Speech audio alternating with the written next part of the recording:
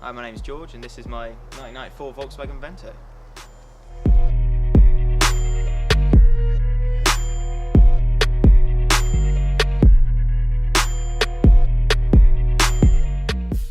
Yeah, so with the Vento, I had a Polo originally on coilovers and I fell in love with it. I only had it about 3 months on coilovers, never took it to a show. And then I was trying to tell everyone to buy my Vento. It wasn't mine at the time, but one of my friends had it and I knew he bought it cheap and I knew he didn't want much for it. So I was trying to get my mum to buy it, I was trying to get my other friend to buy it, and I was like, look, come on, it's a good car, just buy it, you know? My student loan came through, so I was like, okay, well there's a bit of bursary left over. So I just bought it. Obviously first time building it, it was low wheels, so that was first. I got those both sorted.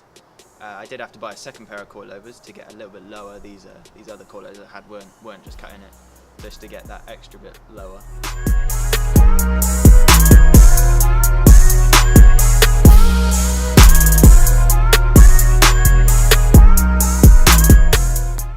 I got bored of the grey. I didn't like the grey when I bought it. The grey just, it didn't click for me. Not my kind of colour. It was shiny in some places. There were scratches and rust here and there. So I decided to repair the rust. And then of course it started to look quite hanging. So I was like, right, well, I need a quick respray or wrap or something. Found the right colour after choosing one or two online, buying samples. And yeah, then picked out blue. So down to the fact of the wear and tear of the vehicle, obviously I've been through so many subframes and sumps. And scraping the underside of the vehicle is due to it being driven daily. Not many people do that. A lot of people who go to shows and take their cars, their prides and possessions to different shows up and down the country. Depending on the type of build they've got, the paint job and etc., they don't want to scratch it, anything to happen to it. Whereas I've gone for the sort of cheap and cheerful kind of way of building my car, and I wanted to do everything myself.